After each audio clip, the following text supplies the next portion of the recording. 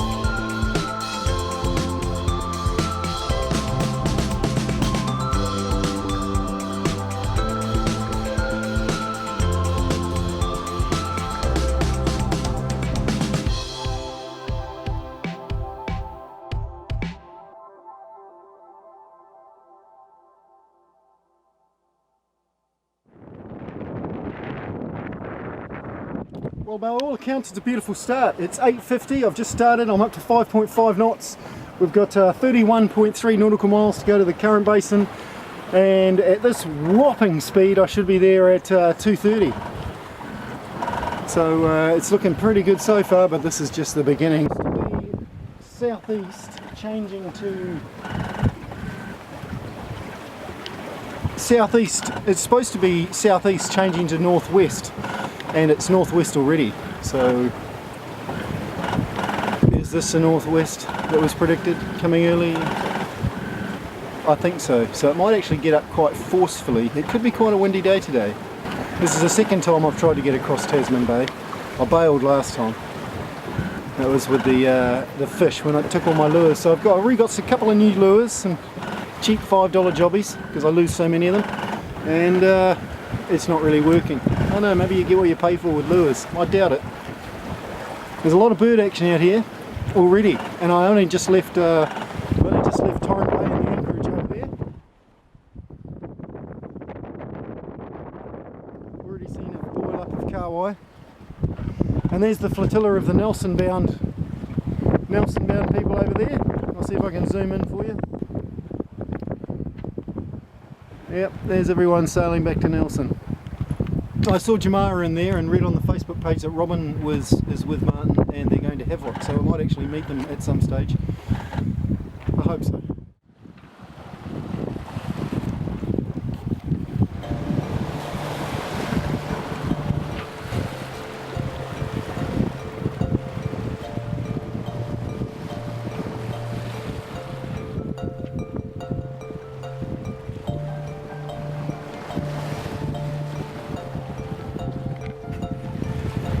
G'day you fellas!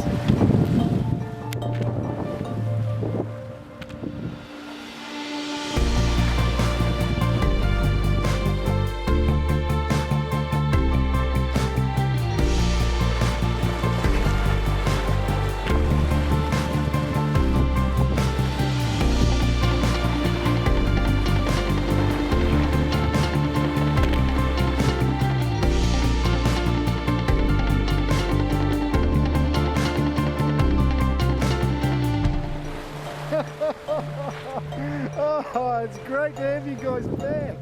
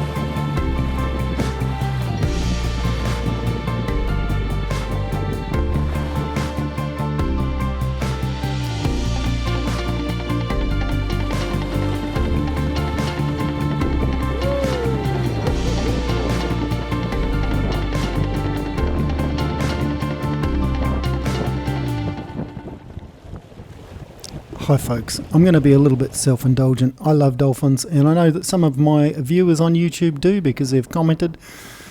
So I'm just going to let this roll, and if you don't like dolphins, you might want to skip ahead about 10 minutes because that's about how long this video lasts, and it's still only about half of the footage I took, but it's mostly unedited. I'd like to apologise for the wind noise. I've had to spend a lot of time messing with the volumes to try and make it as least offensive as possible, but this is very real, and this definitely happened.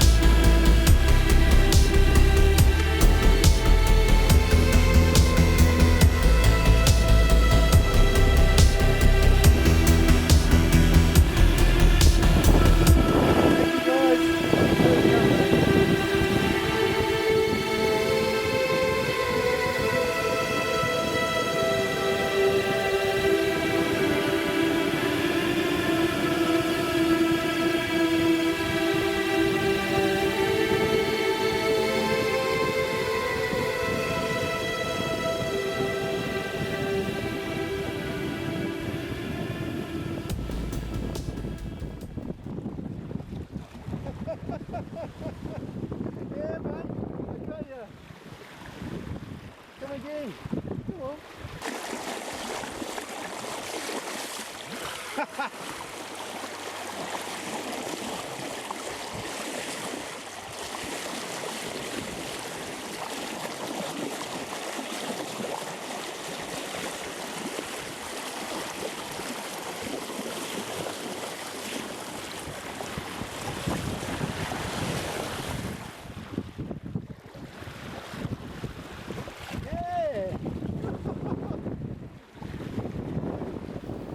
I'd also like to add that I've been having encounters with dolphins like this for nigh on 20 years now, and it's probably in my mind, but I think that some of them are the same ones for years and years and years, which is one of the reasons I make funny noises, and I think everyone's got their own favourite noise that they believe might affect the dolphins, but I think they recognise my voice, and even the boat maybe, because like I say, I've been having encounters like this for 20 years and I just never get tired of it.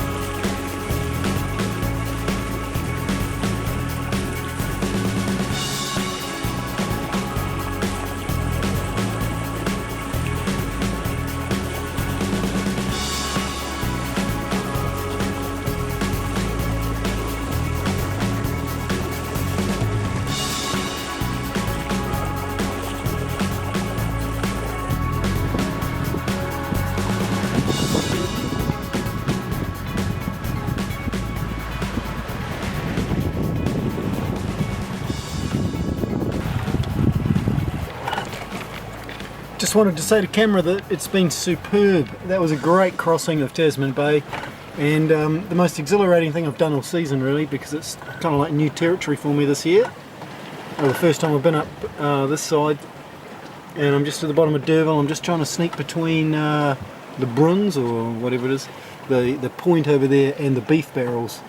The beef barrels are this collection of rocks and a reef in a really auspicious place, right at the entrance to the current basin. And the book says give them a wide berth, and I'm going to try and do that, but I am sneaking between them and the point, which is a totally acceptable thing to do, but not without pulses of adrenaline. I'm just watching all the screens carefully and keeping a good lookout for any rocks that might appear above the surface randomly. Great bunch of dolphins, great bunch of dolphins. I love those dolphins. I actually touched them twice, or they touched me. It's always them touching you really, because they know where you are. So that was a revelation. But anyway, good timing for the crossing. Exceptional little sail across the bay, but unfortunately it means I've got here quite early for the change of tide, French Pass, the amazing French Pass, where the tidal current between the massive D'Urville Island and the mainland goes between a gap a few metres wide. You're not supposed to go through if you can't go over 7 or 8 metres, I don't know what it is, 7 or 8 knots, maybe 9. So you've got to wait for the tide change, and you've got to kind of time it perfectly really if you want to do it without mishap, or eliminate any possibility of mishap. The main thing being that the current is so strong in the centre that there's back eddies and whirlpools, but the back eddies, the current can go opposite the direction you think it's going to go, and if your nose tips into it, it can just spin you around, slam you into the walls. It's quite a narrow gap. That's the way the theory goes anyway. Never heard of anyone doing it, so it can't be that easy, but things to keep in mind, obviously. That's enough of a rant to the camera, probably, except to say that this is the most exciting thing I've done in months, because I'm right out here, I'm in it, and it's just me, and it's exhilarating. So I'm going to drop an anchor and wait for the change of tide, and hopefully I'll be able to sneak through without incident. Catherine Cove, there is a mooring buoy in there. There's also one way further up the coast, but I think crossing through is going to be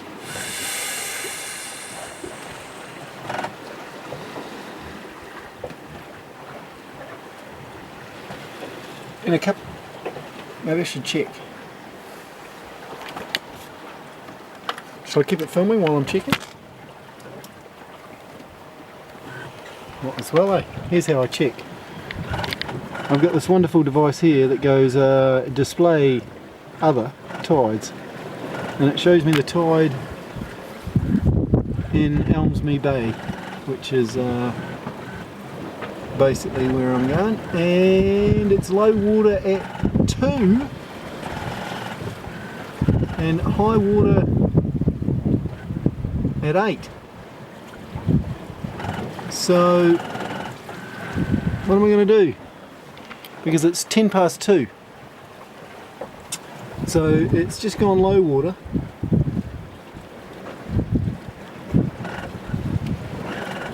Another cunning thing about this, although I have to keep a close eye on what's going on there, is it shows me what the tidal flow is right now. So I imagine, because it's just after 2, it should be nothing, it will just turn around. So we'll have a look under here. Whoa, look at that. Shit, there's a red one. Note to self, must try harder. There we go.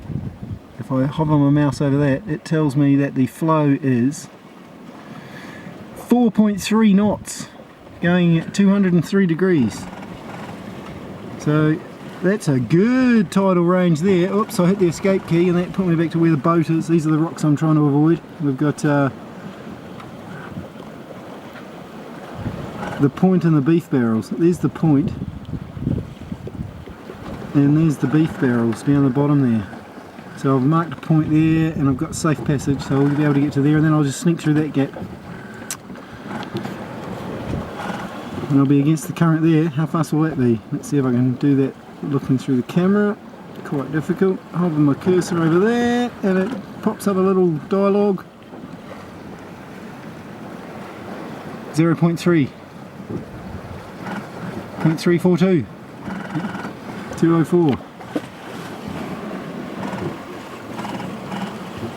And then up in the current basin, there's the gap. And it'll be interesting to follow the change of tide there. 4.31 already. Wicked. Anyway, let's look out for the beef barrels, huh? Yeah, rocks like that. Rocks like that. It's low tide.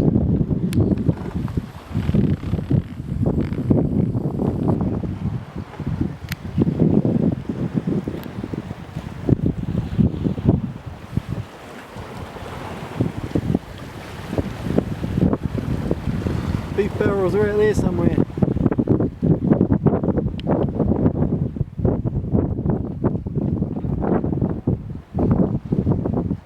Much to my surprise, because I've been sailing through here for 20 years and it's very seldom that you actually see the beef barrels.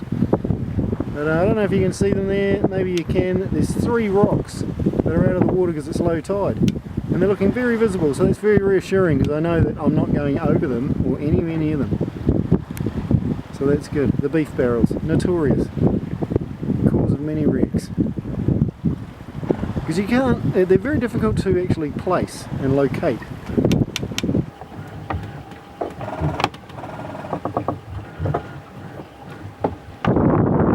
There we go, first side of French Pass, that's the point I've been avoiding, all these rocks. Extends to there, French Pass is opening up behind. That's the gap I've got to wait for the tide to go through. Over there we've got the beef barrels again, and that's the best footage I can give of that particular hazard. A dreadful piece of work, those 3 boulders, I tell you. Dreadful piece of work. Right in the middle of the channel, and they're awash at high water. Well, not awash, actually under it. So, the beef barrels, 3 barrels of beef.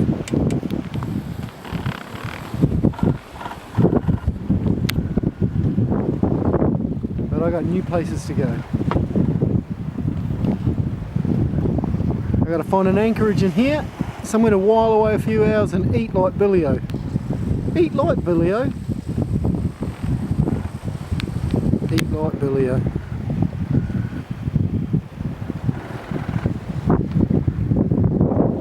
That's the gap. I've got to get through that gap. That island in the middle, well there's a far island obviously, it might be the Chitwoods. There's a rock there that's through the pass. That's the gap I've got to get through.